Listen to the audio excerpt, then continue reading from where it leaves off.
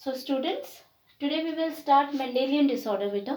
Yesterday हम लोगों ने क्या पढ़ा था? पेडिग्री एनालिसिस पढ़ा था, ठीक है। उसमें मैंने थोड़े से आपको सिंबल्स बताए थे, और मेट करते हैं तो किस टाइप का सिंबल होगा, अफेक्टेड है तो किस टाइप का सिंबल होगा, ये सब चीज़ें समझाई थी, ठीक। उसी में हम लोगों ने देखे थे, लास्ट में पढ़ाते समय बताया था बेटा मैंने आपको, Mendelian disorder and chromosomal disorder. Mendelian disorders क्या बोले थे? जो मेंडल के, जो हमें मेंडल ने लॉ दिए थे ना, उन लॉज को जो कहीं ना कहीं कुछ हद तक फॉलो करते हैं, तो वो सारे डिसऑर्डर्स क्या थे? हमारे मेंडेलियन डिसऑर्डर्स थे। तो उनमें से आज मैं आपको ये 4 बताने वाली हूँ। हल्का सा मैंने वीडियो जल्दी से जल्दी आपकी हो पाए करके बहुत कम उसमें लिखा हुआ, ताकि मैं आपको फटाफट समझा सकूं। सबसे पहले आता है बेटा आपका कलर ब्लाइंडनेस।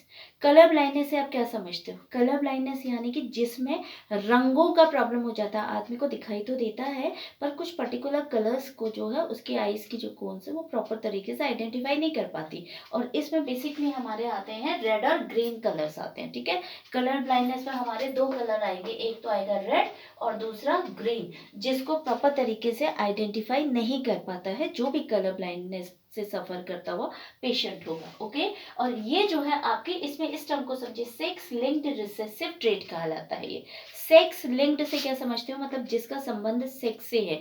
ये कुछ बीमारियां ऐसे होती हैं बेटा, जिनको कि आप एक कॉन्सेप्ट को ध्यान में रखिए कि कुछ बीमारियां ऐसी हैं जो सेक्स रिलेटेड कहलाई जाती हैं, यानी कि मदर को होने के चांसेस कम रहते हैं और मदर से बेटों को होने के चांसेस ज्यादा रहते हैं कंपैरेटिव टू बेटियां भी। कुछ बीमारियों में, ऐसा नहीं है कि सब में ऐसा ही रहता है, कुछ की बात कर रही हूं मैं, ठीक है। तो उसमें क्या होता है कि माँ भी बीमार करती होती हैं, बट माएँ जो होती है ज्यादातर कैरियर फॉर्म में होती हैं, तो उनमें बीमारी के लक्षण नजर नहीं आते हैं। तो कहें तो हम वो एक तरफ से बाहर से फिजिकली ठीक है ना, बट अंदर कहीं उनके वो ट्रेट रहता है, बीमारी वाला ट्रेट। और वो ट्रेट जो होता है माँ पे न छलक करके आगे की नेक्स्ट प्रोजेनी में छलकता है, यानी कि बच्चों में छलकता है, ठीक है। तो ऐसी ही कुछ बीमारियां हैं जो मैं आपको ये बता रही हूँ, कुछ जो है अब आप अच्छे से समझिए। अभी पहले कलर ब्लाइंडनेस हमने बता दिया, रेड और ग्रीन कलर को आइडेंटिफाई करने में दिक्कत रहती है। सेक्स लिंक्ड रिसेसिव है, और रिसेसिव से आप क्या समझते हो? सेक्स लिंक्ड है, देखो मदर से रिलेट करता है, एक्स क्रोमोसोम में होता है इसका जीन, ठीक है ना, एक्स क्रोमोसोम में, बट किस फॉर्म में होता है? रिसेसिव फॉर्म में, यानी कि छुपे हुए फॉर्म में, नजर नहीं आती बीमारी, ठीक है ना। ऊपर माँ बिल्कुल स्वस्थ नजर आएगी जब हम उसका पेडिग्री एनालिसिस में बनाएंगे उसका शेप, तो बट कहीं ना कहीं वो ट्रेट को लेकर के चल रही है, यानी कि माँ क्या है? कैरियर है, बीमारी को ले जाने वाली, ठीक है ना, वाहक कहते हैं, तो कैरियर है वो। तो सेक्स लिंक्ड रिसेसिव का मतलब आप समझ गए होंगे, एक्स क्रोमोसोम में इसका जीन रहता है, और ये एक रिसेसिव बीमारी है जो छुपे फॉर्म में होती है, माँ इसमें कैरियर का रोल प्ले करती है। ये बीमारी फीमेल्स को जो होती है वो 40% होने के चांसेस किसको रहते हैं? आपके फीमेल को 4%, सॉरी आई एम सेइंग 40%, 4% बीमारी बेटा जो है वो फीमेल को होने के चांसेस होते हैं, और 8% chances are there that the male can suffer, okay. 8% जो है मेल को होने के चांसेस है, देखिए जस्ट डबल है, ठीक है ना। तो मेल को ज्यादा बीमारी होने के चांसेस रहते हैं। तो जीन्स जो होते हैं, I already told you, x chromosome में इसका जीन होता है, और किस फॉर्म में होता है बेटा? रिसेसिव फॉर्म में होता है। मदर से ये बीमारी 50% बेटों में जाने के चांसेस हैं, ठीक है ना। 50% बेटे, 50% बेटियां, बट बेटियां ज्यादातर वो भी कैरियर ही होती है। एक कंडीशन में जो है वो बेटी को बीमारी हो सकती है, जब माँ तो कैरियर है बट फादर क्या है? कलर ब्लाइंड है, ठीक है ना। अगर माँ के साथ साथ फादर को पूरी कलर ब्लाइंडनेस की बीमारी है, फादर में बीमारी छलक रही है, नजर आ रहा है, तब जाकर के बेटी पूरी तरह से वो भी कलर ब्लाइंडनेस की कैरियर ना होकर के उसको बीमारी होगी, ठीक है ना। उसमें बीमारी के लक्षण नजर आएंगे बेटी में तभी, अदरवाइज बेटियां क्या होती हैं? कैरियर होती हैं ज्यादातर, ठीक है ना। बस उसको डिजीज होने का चांस तभी है जब माँ कैरियर तो है ही है, बट फादर को क्या है? बीमारी आपके है, ठीक है। तो this is about your colour blindness. अब इसी में नेक्स्ट जाते हैं हम लोग, वो भी सेक्स लिंक्ड रिसेसिव डिसऑर्डर ही कहलाता है, एंड दैट इज हीमोफीलिया, ठीक है। हीमोफीलिया क्या होता है कि इसमें अगर किसी पेशेंट को ब्लड आए या कहीं से उसको प्रॉब्लम हो जाए, कोई चोट लग गई, ठीक है, और उसका ब्लड निकलना स्टार्ट हुआ, तो वो ब्लड रुकता नहीं है, उसमें क्लॉट नहीं बनता है, ठीक है। ये भी एक अजीबोगरीब बीमारी है। तो ऐसे पेशेंट्स को तो बहुत ही ज़्यादा दुर्घटनाओं से बचाना होता है, ठीक। तो ब्लड लॉस की वजह से उनकी डेथ होने के चांसेस है। कभी भी कोई एक्सीडेंट होता है तो आदमी इंजरी, कहीं पे चोट पटक लगने से उतना नहीं उसको रिस्क रहता जितना रिस्क रहता है ब्लड लॉस होने से। तो सबसे पहले फर्स्ट एड में भी कहा गया है कि ब्लड लॉस जो हो रहा है उसको बचाइए, उसको रोको। अगर ब्लड की कमी नहीं होती है एकदम से बॉडी में हॉस्पिटल पहुंचाने तक, तो फिर भी चांसेस है कि पेशेंट को बचाया जा सकता है। तो ब्लड लॉस अपने आप में एक बहुत सीवियर प्रॉब्लम बन सकती है। तो सेक्स, ये भी सेक्स लिंक्ड है, ठीक है ना, ये भी सेक्स से इसका लिंक है, और ये भी रिसेसिव फॉर्म में रहती है। माँ इसकी क्या होती है, कैरियर होती है, ठीक है, और माँ कैरी करती है, एक जनरेशन से दूसरी जनरेशन में ले जाती है, बट अपने को उसको ये बीमारी सेम एज कलर ब्लाइंडनेस की तरह माँ में ये बीमारी के लक्षण नहीं होते, बट वो कैरियर होती है, ठीक है। तो हीमोफीलिया क्या होता है मैंने आपको बता दिया। और ये हीमोफीलिया होता क्यों है कि इसमें जो प्रोटीन बनता है ना, जिसकी वजह से क्लॉट बनता है, ब्लड में प्रोटीन होता है, आपने पढ़ा है ना, फाइब्रिनोजन, थ्रोम्बिन प्रोटीन्स होते हैं जिनकी वजह से क्लॉट्स बनता है। तो ऐसा ही जो एक ब्लड में एक प्रोटीन पाया जाता है, तो उस प्रोटीन में कुछ प्रॉब्लम्स होने की वजह से एकदम से क्लॉट नहीं बनता है।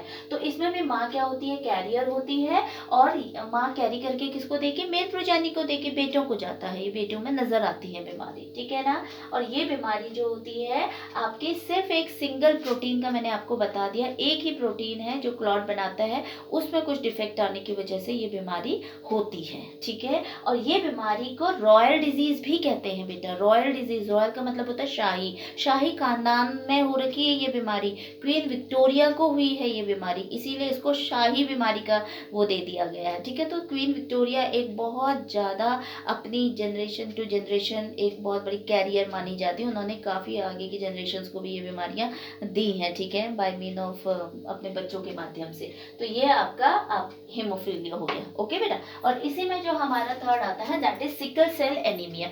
सिकल से समझिए, सिकल होती है, आसी कहते हैं हम लोगों के यहाँ लोकल लैंग्वेज में उसको आसी कहा जाता है, हसिया कहते हैं कहीं उसको, घास काटने के काम आती है। तो इस टाइप का शेप बनाती है वो, इस टाइप का, ठीक है ना, इसीलिए उसको क्या कहा जाता है, सिकल सेल, ठीक है ना। जो ब्लड सेल्स हैं, कौन से सेल की बात हो रही है यहाँ पे, ये ब्लड रिलेटेड प्रॉब्लम है। तो इस ब्लड के जो सेल्स होते हैं, ब्लड का सेल क्या है, आरबीसी है बेसिकली। आरबीसी स्फेरिकल माना जाता है, तो वो स्फेरिकल ना हो करके, या जिस टाइप का भी उसका पूरा स्फेयर नहीं होता है, थोड़ा सा डिफरेंट टाइप का शेप रहता है आरबीसी का, तो ये पूरा का पूरा उस टाइप का शेप ना हो करके ये पूरा अपना शेप बदल देता है और ऐसा सिकल टाइप का बना देता है। तो इसीलिए इस बीमारी का नाम ही क्या रख दिया, सिकल सेल एनीमिया लग गया। ये क्या है, आपके ऑटोजोमल लिंक्ड रिसेसिव है। अब आप कहेंगे कि ये मैम ऑटोजोम क्या होते हैं। देखिए हमारे टोटल कितने पेयर्स होते हैं, 23 pairs of chromosomes are there in our body, okay. So 23 pairs है, टोटल 46 हो गए, तो 23 में से 22 पेयर्स जो होते हैं, ओके। टोटल कितने क्रोमोसोम्स है बेटा, 23। इसमें से क्या है, हमारे 22 पेयर्स ऑफ क्रोमोसोम्स जो है हमारे ऑटोजोम कहलाते हैं, जो हमारे और ट्रेट्स को दिखाते हैं। हमारी हेयर्स का कलर कैसा है, हमारे आईज के प्यूपिल का कलर कैसा है, हमारे स्किन कलर कैसा है, हमारी हाइट कैसी है, बहुत सारे जितने भी ट्रेट्स एक ह्यूमन के अंदर दिखाई देते हैं, बेसिकली वो ज़्यादातर ऑटोजोम्स उनको डील करते हैं, ठीक है ना। दैट इज 22 पेयर्स जो ऑटोजोम हो, तो वो सब में सेम लक्षणों को ही दर्शाते हैं सारे ह्यूमंस में, ठीक। एक क्रोमोजोम होता है जिसको हम सेक्स क्रोमोजोम कहते हैं, ठीक है। तो जो मैं ये ऊपर आपको दो बीमारियों की बात कर चुकी हूँ ना, ये इस एक क्रोमोजोम से लिंक करती थी, तभी इनके आगे हमने सेक्स लिंक्ड लगाया है, क्योंकि ये सेक्स क्रोमोजोम क्या होता है, एक्स वाई, इसको कहते हैं ना सेक्स क्रोमोजोम। अगर एक्स एक्स हो गया तो बेटी होगी और फीमेल होगी, और अगर एक्स वाई है तो वो मेल होगा, ठीक है। तो ये हमारा क्या है, ये क्या है, हमारा सेक्स क्रोमोसोम है जो एक माना जाता है, या तो एक्स एक्स होगा या फिर एक्स वाई होगा, ठीक है। तो एक हमारा सेक्स क्रोमोसोम होता है और 22 हमारे क्या होते हैं, ऑटोसोम्स होते हैं। तो जो ये 22 है ना, इन्हीं में ये डिफेक्ट आता है, इसी में प्रॉब्लम्स होने की वजह से ये जो दो बीमारियां हमारी नीचे की phenylketonuria and your sickle cell anaemia, ये दोनों होती हैं बेटा। तो ये सिकल सेल एनीमिया क्या है, ऑटोसोमल लिंक्ड रिसेसिव ट्रेट है, ये भी रिसेसिव है, ये भी छुपे फॉर्म में होता है, डोमिनेंट नहीं नजर आता, ठीक है ना।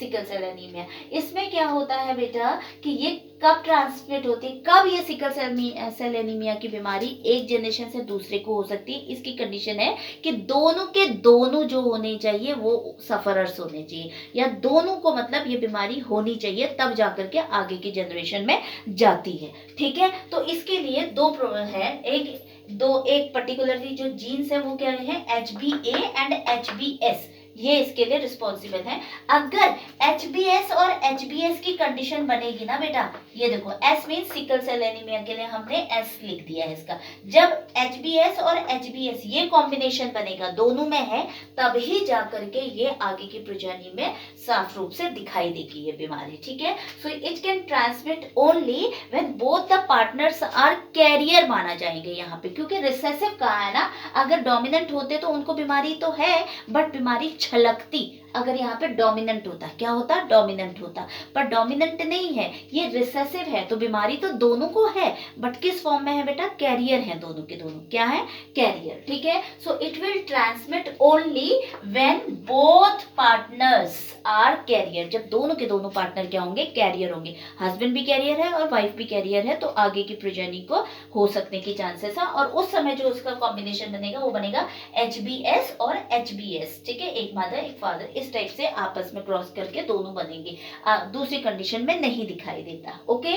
तो इसमें होता क्या है पहले ये समझ लो, जो हमारा आरबीसी का एक सीक्वेंस है ना बेटा, उसमें छठे नंबर पे 6th पोजीशन में बेसिकली हमारा क्या होता है, ग्लूटामिक एसिड होता है, क्या होता है, ग्लूटामिक एसिड, ठीक है ना। ये ग्लूटामिक एसिड क्या होता है बेटा, वैलिन नाम के उससे रिप्लेस कर दिया जाता है, ग्लूटामिक का रिप्लेसमेंट कर दिया जाता है बाय वैलिन, किससे रिलेट, आपका कौन इसको एकदम से उसमें कर देगा, ग्लूटामिक एसिड जो होती है वैलिन के द्वारा रिप्लेस कर दी जाती है, ठीक है ना। वैलिन आ जाएगा, ग्लूटामिक की जगह क्या आ जाएगा, वैलिन आ जाएगा। तो GLU जिसको मैं ग्लूटामिक एसिड कह रही हूँ, ये शॉर्ट में देखो इसका कोड आपने शायद कुछ बच्चों, बहुत सारे बच्चों ने आए हो, अभी तक आप लोगों का कोर्स हो ही जाना चाहिए, हो गया होगा, तो आप लोगों ने कोडोन्स में पढ़ा होगा, GUG करके पढ़ा होगा, ठीक है ना। टोटल पढ़े होंगे ना आपने, 64 करीब हैं टोटल, तो आपने उसमें GAG करके पढ़ा होगा, एक कोड पढ़ा होगा GAG।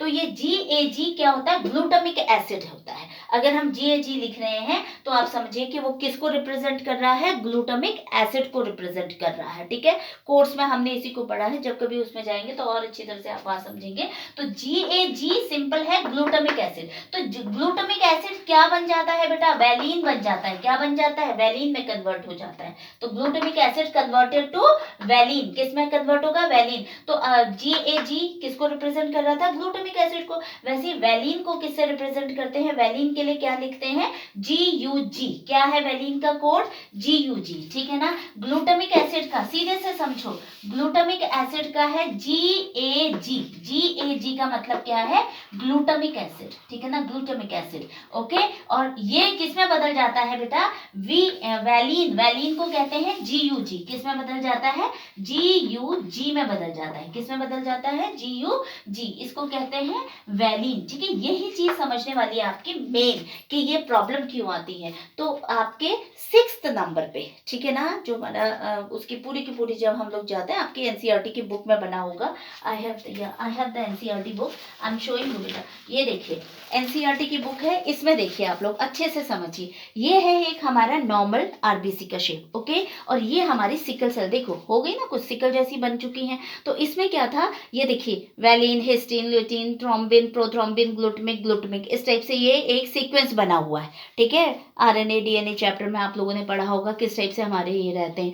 तो ये जो GLU है इसको रिप्रेजेंट किया जाता है GAG से, ठीक है। ये मैसेंजर RNA आया, GAG को क्या पड़ेगा, वो ग्लूटामिक एसिड पड़ेगा। यहाँ पर भी मैसेंजर RNA आया, ये GUG को क्या पड़ेगा, वैलिन पड़ेगा। तो देखो और सारा सीक्वेंस सेम है, पर ये 6th नंबर पे सीक्वेंस बदल गया बेटा, यहाँ ग्लूटामिक एसिड की जगह क्या आ गया है, यहाँ पे वेलिन आ गया है। ग्लूटामिक ने होना चाहिए था, तब ये इसका शेप ऐसा था, पर शेप यहाँ पे क्या हो गया, ग्लूटामिक बदल गया यहाँ से, कोई प्रॉब्लम की वजह से। वो होते हैं ना आपके न्यूक्लियोटाइड सीक्वेंस जब चेंज हो जाते हैं, तो यहाँ पे वेलिन में कन्वर्ट होने की वजह से इसका शेप भी कन्वर्ट हो गया, और इसी को हम लोग क्या कहते हैं, तो सिकल सेल एनीमिया की बीमारी हो जाती है अगर ये वाली प्रॉब्लम्स आपकी आती हैं तो। ठीक है, तो ये आपका सिकल सेल एनीमिया हो गया। एंड द फाइनल, अब इसी में एक और है आपका बेटा, दैट इज फेनिलकीटोनूरिया। फेनिलकीटोनूरिया क्या है, ये भी आपके ऑटोसोमल रिसेसिव ट्रेट है, यानी कि ये भी आपके जो वो 22 पेयर्स है, उन 22 पेयर्स में से ही किसी एक पेयर की वजह से, प्रॉब्लम की वजह से ये बीमारी होती है।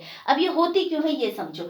इसमें क्या होता है, जब ये फेनिलकीटोनूरिया की बीमारी हो जाती है किसी को, तो इसमें जो पेशेंट होगा उसमें एक पर्टिकुलर एंजाइम की कमी हो जाती है। अब उस एंजाइम की कमी से देखो कितनी बड़ी प्रॉब्लम होगी। अब वो एंजाइम का काम क्या होता है, वो इंपॉर्टेंस रखता है। उस एंजाइम का काम क्या है कि एक एमिनो एसिड है जिसको कहते हैं फेनिलएलेनिन। क्या कहते हैं उस एमिनो एसिड को, फेनिलएलेनिन।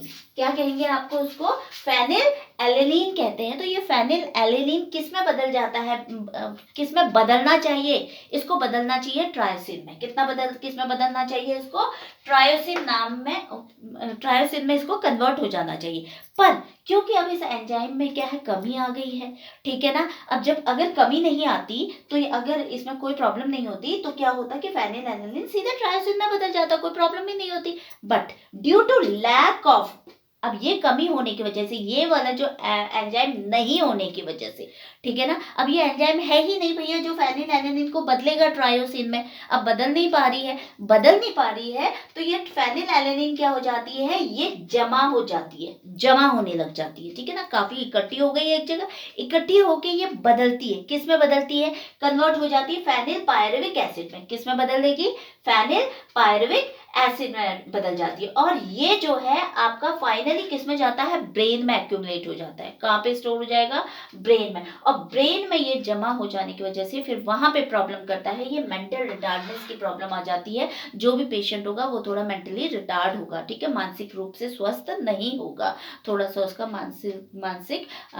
संतुलन कमजोर हो सकता है, ठीक है। तो ये वाली प्रॉब्लम जो है आपके फेनिलकीटोनूरिया की कहलाती है। तो फेनिलकीटोनूरिया फिर से देख लीजिए, ऑटोसोमल हो गया, इसमें एक एंजाइम जो कि फेनिलएलेनिन को बदल देता है, आपके किस में बदलना है, उसने ट्रायोसिन में बदलना है। बट क्योंकि वो एंजाइम नहीं है जो उसको बदलता, तो वो क्या होता है, फेनिलएलेनिन में बदल जाता है, और ये फिर बाद में जमा हो जाएगा बहुत ज्यादा। कहाँ जमा होगा, ब्रेन में जमा होगा। ब्रेन में जमा होने की वजह से पेशेंट को मेंटल रिटार्डनेस की प्रॉब्लम से सफर करना पड़ता है। So these are the main 4 Mendelian disorders हैं जो आपके आते भी हैं, ठीक है, और इम्पोर्टेंट है, आपको पता होना चाहिए। So this is all about it. अगर कहीं पे डाउट हो बेटा तो आप लोग एक बार पूछ भी सकते हैं, यू मे आस्क। कि इवन एनसीईआरटी की बुक्स को देखें, आई होप आपको कोई दिक्कत नहीं होगी, आप अच्छे से समझ जाएंगे। Okay, this much is enough for today.